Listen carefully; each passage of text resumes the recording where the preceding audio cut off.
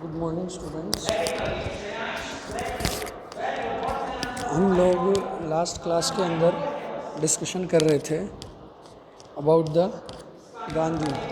मैंने जैसा अपनी मंडे वाली क्लास में तुम लोगों को बोला था कि हम लोग अगली क्लास बोर्ड पर लेंगे, बट मेरे पास एक रिज़र्व में क्लास रिकॉर्डेड थी, तो इस रिकॉर्डेड क्लास की परमिशन है तो मैं तुमको ये शेयर कर रहा हूँ। Next class will be on the black board. Okay students, हम लास्ट क्लास के अंदर डिस्कशन कर रहे थे महात्मा गांधी के ऊपर। Who was the Mahatma Gandhi और उनका नॉन कॉपरेशन मूवमेंट इंडिया में कब उन्होंने वापस रिटर्न किया, अफ्रीका के अंदर उनका जो प्रोपेगेंडा उन्होंने चलाया, वो सब कुछ हम डिस्कस कर रहे थे लास्ट क्लास में। ठीक है स्टूडेंट, तो उसके बाद क्या होता है कि महात्मा गांधी इंडिया में लौटते हैं और इंडिया में आने के बाद हमने लास्ट पढ़ लिया था द चंपारण मूवमेंट तक। सॉरी, नॉन कॉपरेशन भी हो गया था, हमने नॉन कॉपरेशन का देखा कि लास्ट टॉपिक हम पढ़ रहे थे कि नॉन कॉपरेशन के अंदर उनका एक जो नॉन कॉपरेशन मूवमेंट में उनका एक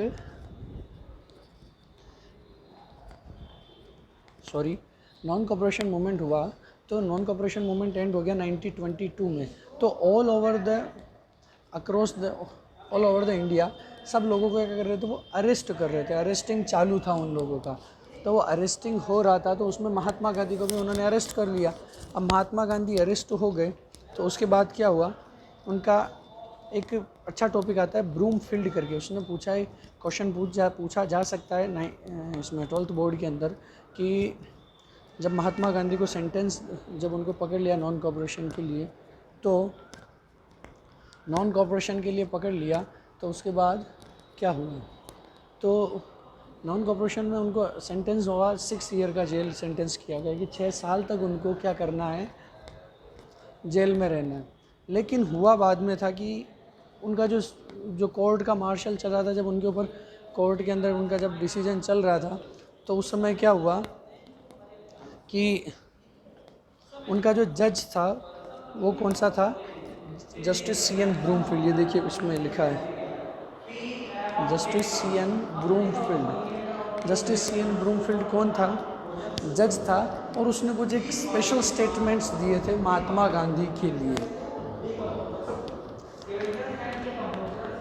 क्या दिया महात्मा गांधी के लिए, स्पेशल उन्होंने स्टेटमेंट्स दिए।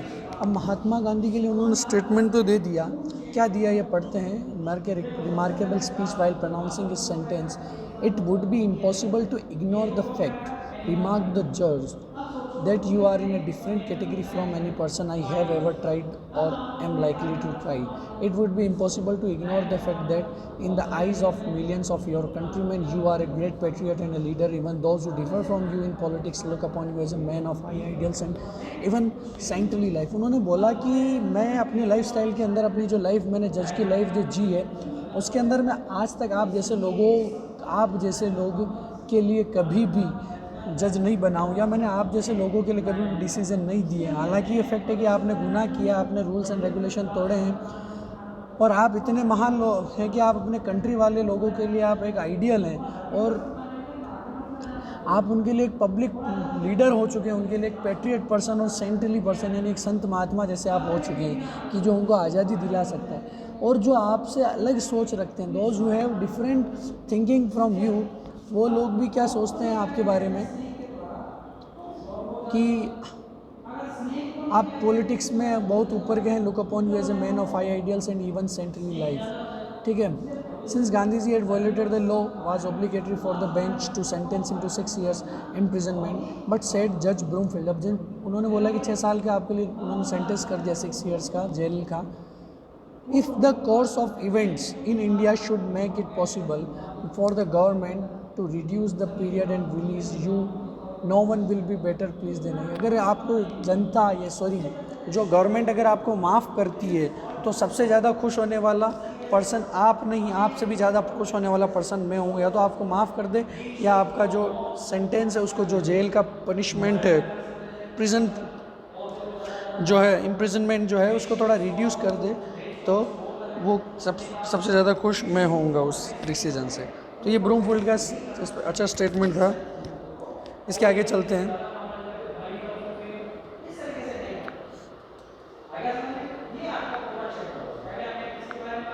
सॉरी,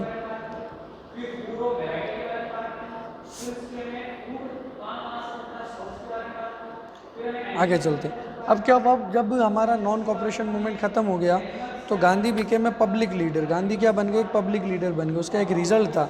अब देखिए 1916 में क्या हुआ था, महात्मा गांधी ने बोला था BHU के अंदर कि आप लोगों के इन चमचमाते ग्लोरियस फेसेस के बीच में क्या नहीं है, ग्लोरियस फेसेस के बीच में अब मेरे को एब्सेंट दिख रहे हैं peasants and labourers are absent here, उन्होंने बोला अपने उस पुराने स्पीच के अंदर। लेकिन महात्मा गांधी ने क्या किया, ये करके दिखा दिया।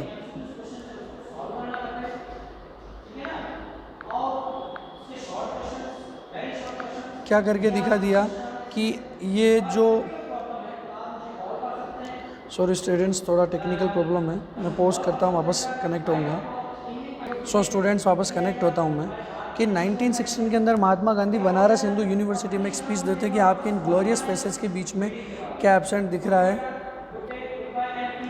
कि आपके जो ग्लोरियस फेसेस के बीच में मुझे एब्सेंट दिख रहे हैं पीजेंट्स और लेबर्स। तो ये पीजेंट्स और लेबर्स को आपको जब तक एड नहीं करोगे तब तक आपके लिए फ्रीडम मिलना इम्पॉसिबल है।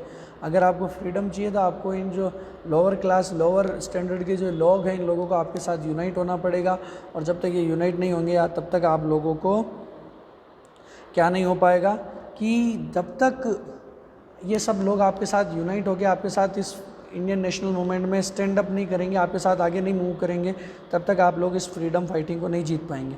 तो यही हुआ कि गांधी जी ने 1917 से लेकर, देखिए उन्होंने 1917 में उन्होंने चंपारण किया, चंपारण से उन्होंने पीजेंट्स को जोड़ दिया।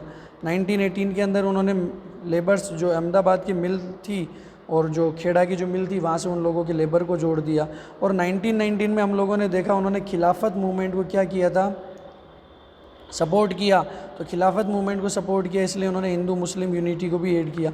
तो उनका जो मोटो था कि इन सारे ग्रुप्स को जब तक यूनिटी यानी इन द रिलीजन और इन द पीजेंट्स ग्रुप नहीं होगा तब तक उन लोगों के, आप लोगों को फ्रीडम नहीं मिलेगा। बस इसके आगे क्या है, Gandhi became an ideal for many people.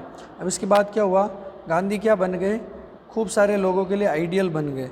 उन लोगों ने क्या किया, गांधी की तरह पहनना, गांधी की तरह खाना, गांधी की तरह रहना सीख लिया। उन्होंने कहा कि गांधी हमारे आइडियल है, we will live like Gandhi, we will eat like Gandhi, हम कैसे भी जैसे भी जिएंगे गांधी के जैसे जिएंगे। और Gandhi use to wear a khadi dhoti loin cloth. अब गांधी कैसे कपड़े पहनते थे, वो लोयन क्लॉथ पहनते थे। लोयन क्लॉथ को बोलते धोती, और वो किससे बनी होती थी, खादी। ठीक है, आगे देखते हैं होता है क्या है कि कभी कभी पुराने इंडिया के अंदर जो लीडर्स थे वो क्या करते थे, वेस्टर्न स्टाइल के अंदर कोट पैंट पहनते थे। अगर आप भीमराव अंबेडकर या दूसरे जो बड़े बड़े लीडर्स उनको देखोगे, वो मोस्ट प्रोबेबली सब लोग कोट पैंट में होंगे। या जो इंडिया के जो स्वदेशी मूवमेंट से जुड़े थे वो इंडियन बंद गला पहनते थे। बंद गला जिसको हम आजकल जोधपुरी ड्रेस टाइप का कहते हैं, देखिए स्क्रीन पे इस टाइप का बंद गला होता था, यानी उनका कॉलर ऊपर होगा, तो उस टाइप का कपड़ा पहनते थे सब लोग। यानी थोड़ा बहुत वेस्टर्नाइजेशन था उनके, यानी एथनिक वियर ज़्यादा पहनते थे। लेकिन महात्मा गांधी सबसे डिफर होकर क्या पहनते थे, धोती पहनते थे, लोयन क्लॉथ, खादी से बनी हुई। तो उन लोग सारे इंडिया के अंदर क्या ट्रेंड चली है कि हम लोगों को भी अगर गांधी को सपोर्ट करना तो हमको धोती पहनना होगा। ही यूज़ टू स्पन द चरखा टू एम्फेसाइज द स्वदेशी। और उन्होंने क्या करते थे, वो स्वदेशी को एम्फेसाइज करने के लिए हमेशा चरखा चलाते थे। According to many newspaper 1921 whenever Gandhi use to address. अब क्या होता है कि गांधी जब भी, क्योंकि अब 1920 से क्या चला है, 1920 से 1922 तक चला है मूवमेंट, तो बीच में एक पूरा साल 21 खाली था। तो इस 21 जो ईयर था, इसके अंदर महात्मा गांधी ने क्या किया कि एक अक्रॉस द कंट्री, यानी पूरी कंट्री के अंदर नेशन वाइड उन्होंने अलग अलग मूवमेंट्स चलाए। और उन मूवमेंट्स के अंदर उन्होंने अलग अलग स्पीचेस देते थे, यानी खूब सारे लोगों को, पब्लिक को एड्रेस करते थे वो अलग अलग मूवमेंट पे जाकर। तो उन सारे मूवमेंट्स को जब वो, उन सब स्पीचेस के अंदर जब वो क्या करते थे, पब्लिक को एड्रेस करते थे, तो उनकी जो सुनने के लिए कितने हज़ारों लोग आते थे। तो कितने thousands of people were used to come to hear his speeches. ठीक है, ये देखिए 1921 का जो पूरा था उसके अंदर उन्होंने खूब सारे स्पीचेस दिए हैं और उन स्पीचेस को सुनने के लिए thousands of people use to come to hear his speeches. अब देखिए आगे चलते हैं। Gandhi was called among Indian as Mahatma. अब क्या हुआ कि महात्मा गांधी जी जो थे वो फेमस हो गए थे, पब्लिक लीडर बन गए, तो अलग अलग जगह के लोग उनको अलग अलग कहते थे। देखिए इसके अंदर मैंने मेंशन किया है, आपको वीडियो में दिख रहा होगा। Gandhi was called Indian as Mahatma, Gandhi बाबा, गांधी जी महाराज, गांधी जी। तो गांधी जी इतने फेमस हो गए थे कि लोग उनको महात्मा, सेंटली लाइफ तो उनका लाइफ स्टाइल तो उनका था, धोती वगैरह तो पहनने लग गए थे। और उन्होंने इंडिया वालों के मन में एक फीलिंग्स उन्होंने जगा दी थी कि हम लोगों को फ्रीडम मिल सकता है। तो क्या हुआ कि गांधी जी को लोग सब अलग अलग नाम से जानने लगे। उनको क्या बोलने लगे, गांधी जी या गांधी महात्मा, महात्मा जी, गांधी बाबा, ये सब उनके नाम लोगों ने दे दिए कि अलग अलग लोगों की अलग अलग फीलिंग्स। जैसे गांधी बाबा कहाँ कहेंगे, बिहार और जो यूपी वाले एरिया, महात्मा जी महाराष्ट्र वाले एरिया के अंदर, गांधी महाराज गुजरात के अंदर, ये अलग अलग जगह के अलग अलग नाम थे क्योंकि लोग अलग अलग, क्योंकि उनका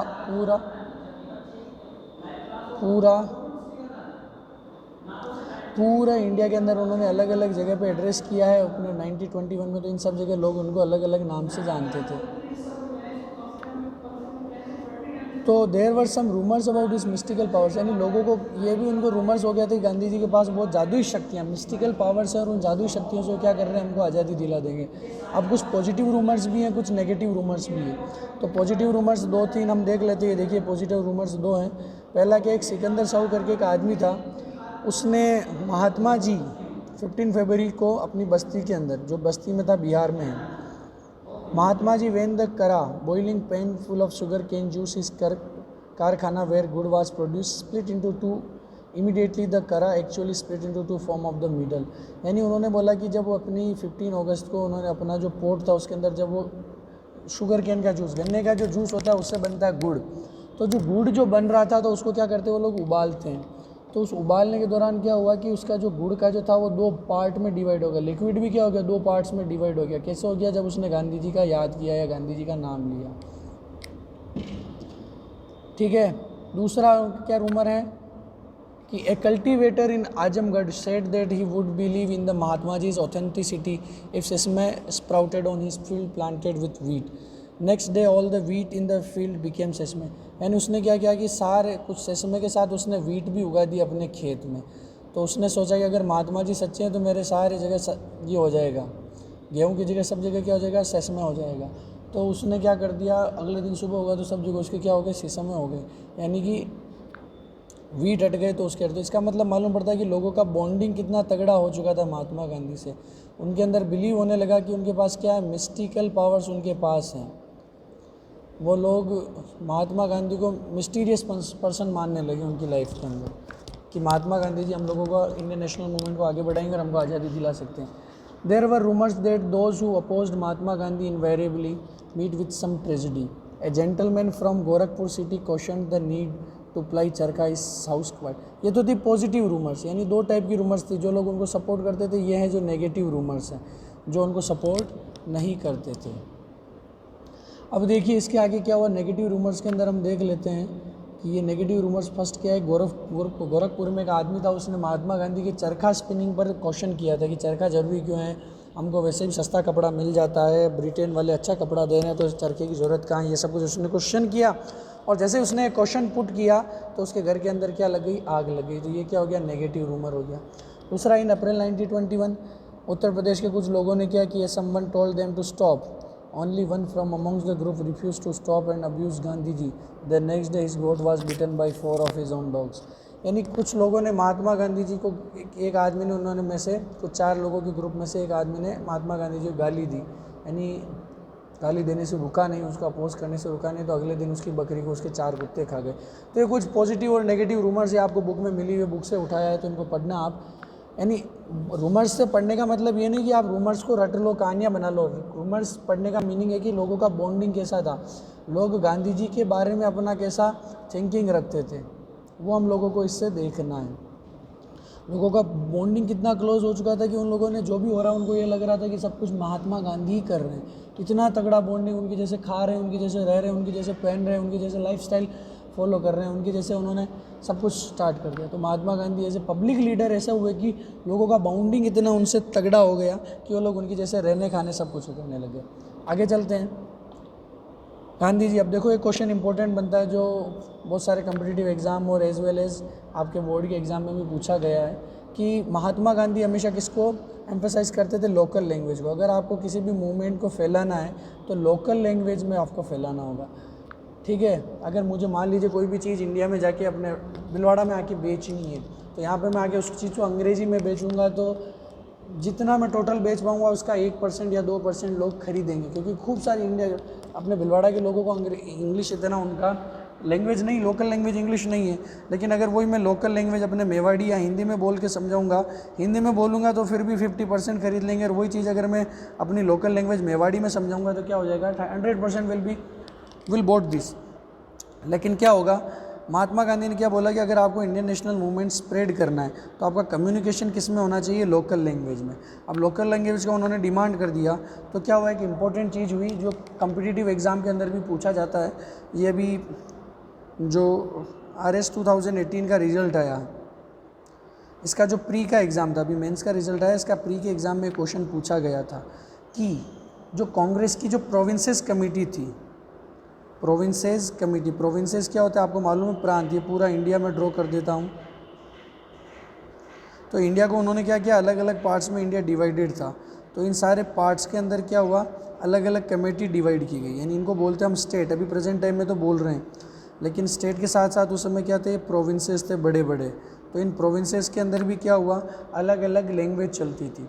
तो महात्मा गांधी ने, कांग्रेस ने क्या किया? अपनी इसको इंडियन नेशनल मूवमेंट या अपनी आइडियोलॉजी को स्प्रेड करने के लिए उन्होंने कमेटीज़ बिठाई।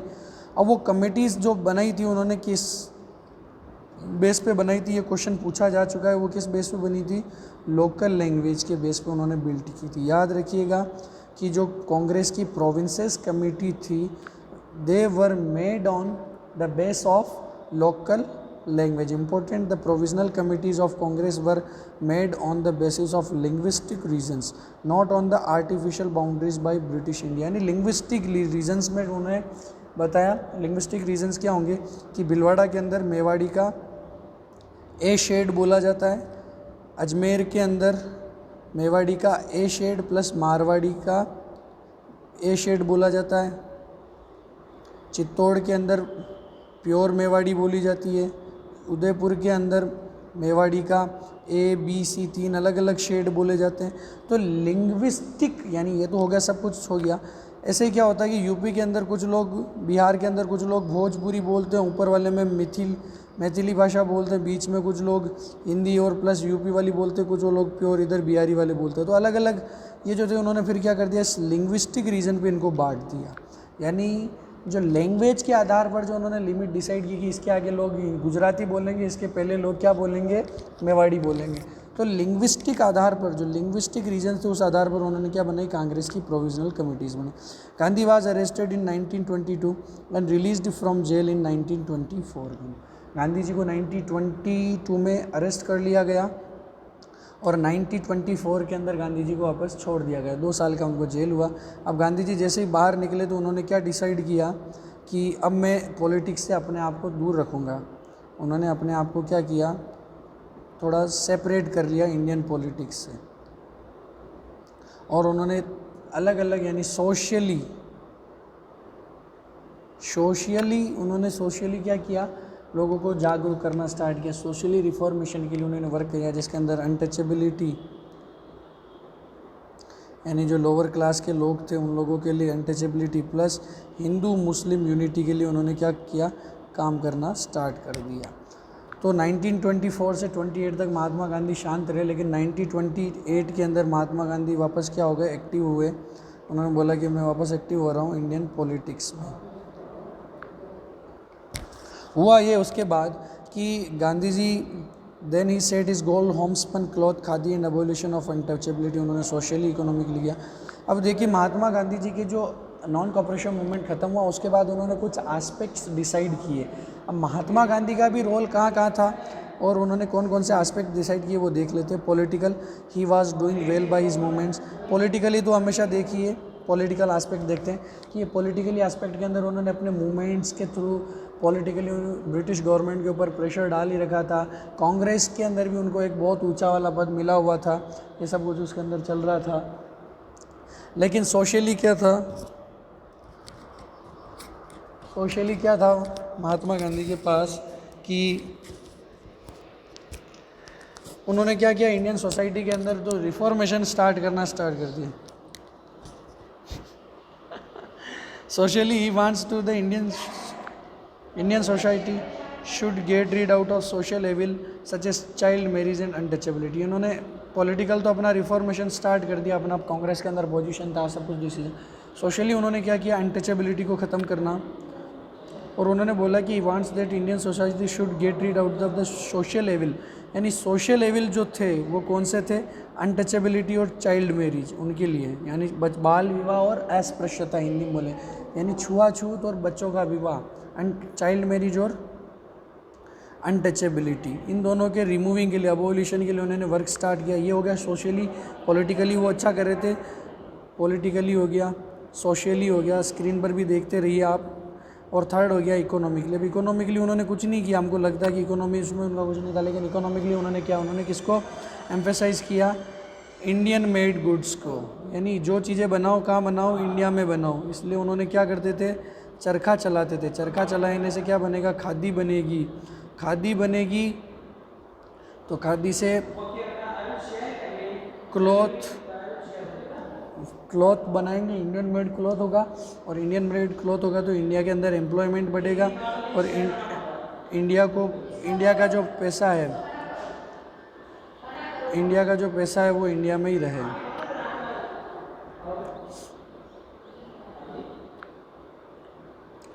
अब देखिए गांधी जी के जो मेन ये जो थे,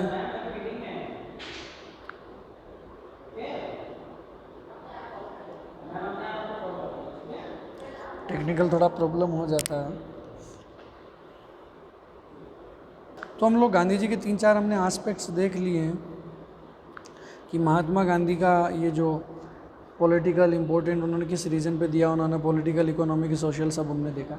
अब आगे चलते हैं, थोड़ा गांधी जी की लाइफस्टाइल और इंडियन की पॉलिटी में चेंज आता है। महात्मा गांधी 1915 में एंट्री लिया, 16 से उन्होंने अपना काम चालू किया, 16 से लेके उन्होंने क्या किया, 1928 तक तो पहुंच चुके, हमने उनका पूरा देख लिया। 16 में देखा, 17 में देखा, 18 में देखा, 19 में देखा, 20 में नॉन कॉपरेशन किया, 22 में जेल गए, 24 में रिलीज हुए, 24 से 28 संन्यास लिया, और 24 से 28 के बीच में उन्होंने सोशल काम और प्लस पॉलिटिकल और इकोनॉमिकली बेस मजबूत करने के लिए उन्होंने अपना काम किया। उसके बाद आगे 1929 में चलते हैं। चलिए आपको आगे पढ़ाते हैं, आगे बढ़ते हैं। देखिए एक इम्पोर्टेंट टॉपिक आता है द लाहौर सेशन। ये क्वेश्चन आपकी बुक जो है, ये चैप्टर महात्मा गांधी वाला हमेशा से इम्पोर्टेंट रहेगा आपकी पूरी लाइफस्टाइल के अंदर। आपकी पूरी जब भी आप कुछ भी बनते हैं तो आपके जहाँ भी कम्पिटिटिव एग्जाम होंगे तो आपको ये चैप्टर हमेशा कुछ ना कुछ कहीं ना कहीं महात्मा गांधी से रिलेटेड हेल्प करेगा। अब देखिए एक कांग्रेस के क्या होता है, एक सिस्टम होता है कांग्रेस के अंदर कि वो लोग हर साल एनुअल एक मीटिंग रखते हैं, एक एनुअल कॉन्फ्रेंस रखते हैं, जिसको वार्षिक अधिवेशन हिंदी में बोला जाता है। एक एनुअल सेशन रखा जाता है, यानी कि हर साल एक बहुत बड़ी मीटिंग होगी, कांग्रेस के जितने भी कार्यकर्ता हैं बड़े बड़े, और वो सब लोग एक जगह इकट्ठे होंगे, और वो लोग कुछ ना कुछ अलग अलग टॉपिक्स पे उनका डिस्कशन होगा, अलग अलग मीटिंग होगी। तो एक एनुअल सेशन वो साल में रखते थे। ऐसे ही कांग्रेस के जो टोटल, यानी 1885 में कांग्रेस बना, और 1805 से लेकर 1947 तक कांग्रेस के जो एनुअल सेशन हुए उनमें से कुछ 5 से 6 एनुअल सेशन इम्पोर्टेंट होते हैं।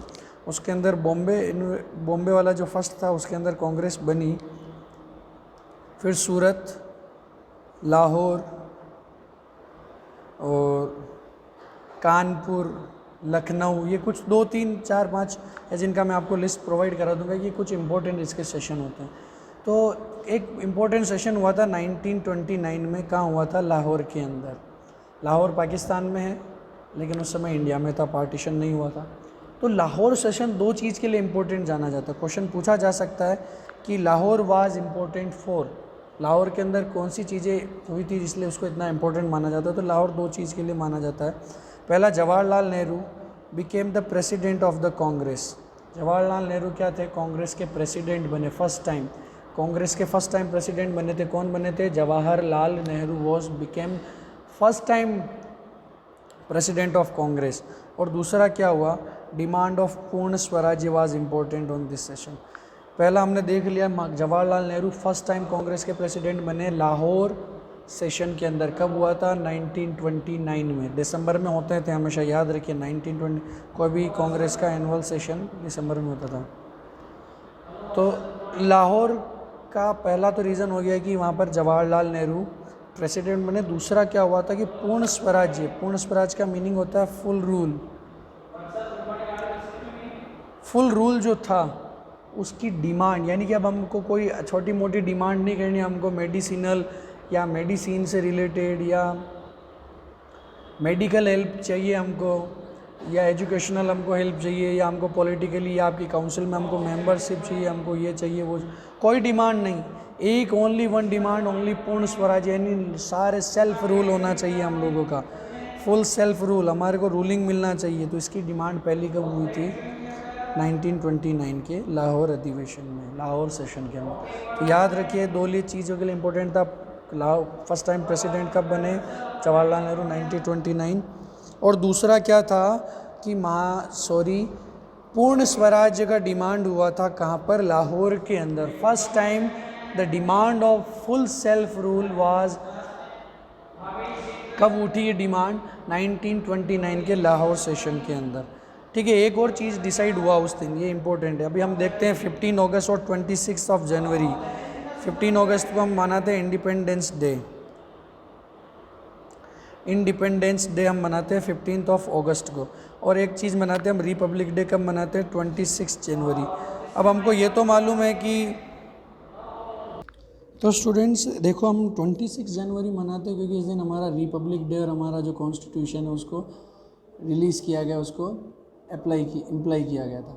लेकिन 26 जनवरी को ही क्यों डिसाइड हुआ? जबकि हमको तो मालूम है कि हमारा जो, अगर हम कॉन्स्टिट्यूशन डे वो मनाते हम 26 ऑफ नवंबर 1949 को। लेकिन 26 जनवरी क्यों डिसाइड हुआ? इसके पीछे का रीज़न यहाँ बनता है कि जब पूर्ण स्वराज्य की डिमांड हुई तो लोगों ने पूछा कि यहाँ पे जो मीटिंग्स के जो लीडर्स थे उन्होंने पूछा कि जब हमको पूर्ण स्वराज्य मिलेगा तो हम लोग इंडिपेंडेंस कब मनाएंगे? तो फिर उस दिन डिसाइड हुआ कि हम पहला इंडिपेंडेंस डे 26 जनवरी ऑफ 1930 को मनाएंगे। उन्होंने, हालांकि वो नहीं थे, लेकिन इंडिपेंडेंट नहीं थे, लेकिन उन्होंने एक डिसाइड किया कि हम लोग 26 ऑफ जनवरी 1930 को इंडिपेंडेंस डे मनाना चाह रहे हैं। तो 26 of January was decided to celebrate as Independence Day with patriotic song had been sung and the national flag was hoisted. यानी राष्ट्रभक्ति के गीत गाए गए और नेशनल फ्लैग को होइस्ट किया, यानी झंडा फहराया गया। इसलिए हम क्या करते हैं, 26 ऑफ जनवरी को हम क्या मनाते हैं? Republic day. 26 जनवरी 1930 को गांधीज इंडिपेंडेंस डे। अब गांधी ने एक अपना तरीका दिया था, give his own opinion, self opinion to celebrate the independence day. यानी इंडिपेंडेंस डे को मनाने के लिए अपना एक खुद का तरीका दिया कि इंडिपेंडेंस डे कैसे मनाया जाना चाहिए। Gandhi wants to celebrate the Independence Day in a special manner by his suggestion how Independence Day should be celebrated। अब उनके अनुसार इंडिपेंडेंस डे कैसे मनाना चाहिए हम आगे देखते हैं। ये देखिए गांधी जी ने क्या सजेस्ट किया, देखिए। Gandhi suggested that the time of the meeting be advertise in the traditional way by the beating of drums. Drum बजाने चाहिए उस दिन मीटिंग होगा तो ट्रेडिशनल वेज के अंदर बनना चाहिए। जब खुशी का माहौल, बिगुल बजेंगे, ढोल ढमीके बज रहे हैं, तो beating the drums the celebration would begin with the hosting of the national flag. National flag का होस्ट करना, उसको फहराना पड़ेगा ड्रम बजा के। The rest of the day would be spend in doing some constructive work, whether it is spinning or service of untouchables or reunion of Hindus and Muslims or prohibition work or even all these together which is not impossible। उन्होंने 4 चीज़ें बताई कि क्या क्या करना चाहिए। पहला उन्होंने क्या बताया, देखिए कि कंस्ट्रक्टिव वर्क होना चाहिए, यानी उस दिन होना क्या चाहिए कि in doing some constructive work, उन्होंने कुछ कंस्ट्रक्टिव वर्क बताए, डिस्ट्रक्टिव या अलग कुछ वर्क नहीं, कंस्ट्रक्शन होना चाहिए, कुछ बनना चाहिए। तो क्या होना चाहिए, स्पिनिंग, या तो आप चरखा काटो, स्पिन करो। दूसरा क्या हो, सर्विस ऑफ अनटचेबल्स, अनटचेबल्स की क्या करो आप, सर्विस करो। Reunion of Hindus and Musalmans, Hindu और मुसलमान की यूनिटी के लिए आप वर्क करो। और प्रोहिबिशन ऑफ वर्क, और प्रोहिबिशन यानी अपने जो वर्क, क्योंकि उन्होंने 1930 को बोला, तो उस समय लोग क्या करते थे, ब्रिटिश गवर्नमेंट के लिए काम करते थे। तो इस वर्किंग से क्या हो, अपने आप को मना करो। तो ये 4 काम उन्होंने बोले। पहला क्या है, स्पिनिंग, दूसरा अनटचेबल्स की सर्विस, तीसरा यूनियन ऑफ हिंदू और मुस्लिम के लिए प्रयास करो, और वर्क का प्रोहिबिशन करो। ये सब कुछ इम्पॉसिबल नहीं है। तो गांधी चाहते थे कि हमारा इंडिपेंडेंस डे इस तरह मनाया जाए। आगे देखिए, participants would take a pledge affirming that it was the inalienable right of the Indian people as of any other people. और दूसरे जो उनके अलाइंस थे कि इंडियन पीपल या दूसरे लोगों का किसी का भी क्या है, ये बर्थ राइट है, इनअलाइनेबल राइट, यानी कि बिना किसी के साथ शेयर किया नहीं जा सकता है राइट। कौन सा राइट है, to have freedom and to enjoy the fruit of their toil, यानी अपनी मेहनत और अपनी फ्रीडम का जो फल है उसको किसी के साथ शेयर नहीं किया जा सकता, सब लोग उस दिन एन्जॉय करेंगे। And that if any government deprives a people of these rights and oppresses them, the people have further right to alter it और अबॉलिश इट। और कोई भी गवर्नमेंट अगर इनको इन सेलिब्रेशंस या इन राइट्स को मनाने से, इन राइट्स का एन्जॉय करने से अगर कोई भी रोकती है गवर्नमेंट, तो उसको हमारे पास, पीपल के पास राइट क्या होगा, टू अल्टर इट, यानी उसे बदल देने का, और अबॉलिश, उसे नस्ते नाबूद कर देने का क्या होगा, राइट होगा, यानी उसको ख़त्म कर देने का राइट होगा या उसे चेंज करने का राइट होगा। तो आगे चलते हैं, सॉल्ट मार्च सत्याग्रह, सॉल्ट मार्च सत्याग्रह दांडी। तो ये थोड़ा इम्पोर्टेंट टॉपिक है, इसका थोड़ा सा हम पढ़ लेते हैं इसके अंदर। Salt march satyagraha Dandi. Before the Dandi in 1924, Gandhi decided to take break from politics of India, कि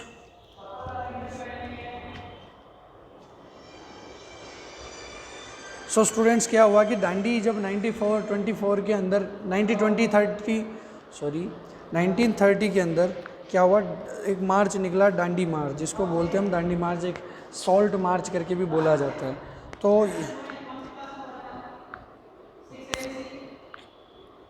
1928 he again decided to enter in the politics, and he indirectly start a movement against the only white Simon commission. 1928 में जब उन्होंने वापस सोचा कि मेरे को politics में आना, तो साइमन कमीशन के अगेंस्ट उन्होंने अपना पहला मूवमेंट स्टार्ट किया। अब साइमन कमीशन क्या था ये हम देख लेते हैं। साइमन कमीशन एक 7 लोगों का ग्रुप था, ऑफ 7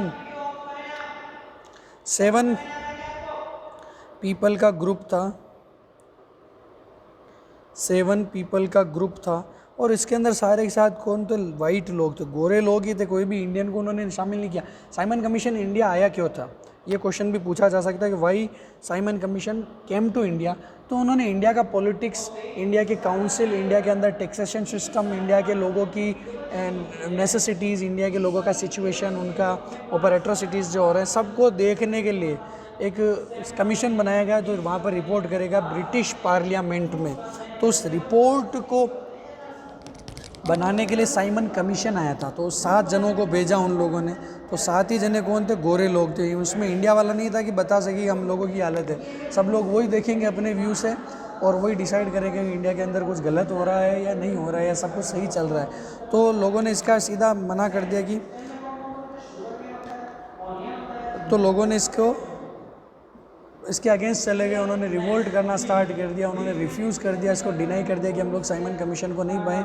तब उन्होंने एक नारा दिया, उस नारे को क्या बोलते हैं, स्लोगन क्या था, Simon go back, Simon go back, Simon वापस जाओ। साइमन एक्चुअल में क्या था, इसका हेड था, जो इस कमीशन का हेड था उसका नाम था साइमन। तो इसलिए इसको साइमन कमीशन बोला। तो एक 1928 में महात्मा गांधी ने साइमन कमीशन के अगेंस्ट किया, और 1929 में उन्होंने एक बारडोली के अंदर एक और सत्याग्रह मूवमेंट हुआ, उसको सपोर्ट किया इनडायरेक्टली, नॉट डायरेक्टली। और जो बारडोली जो था उसके जो लीडर थे वो थे सरदार वल्लभ भाई पटेल, SVP। तो ये उसके बाद उन्होंने साल्ट मार्च स्टार्ट किया 1930 के अंदर। तो 28-29 के अंदर उन्होंने जो किया हमने पढ़ लिया। अगले वाले टॉपिक्स हम ब्लैक बोर्ड पे पढ़ेंगे जो हमारी नेक्स्ट क्लास में होंगे। Okay students, thank you so much, meet you in next class, stay home, stay safe, do not overuse the mobile. Thank you so much.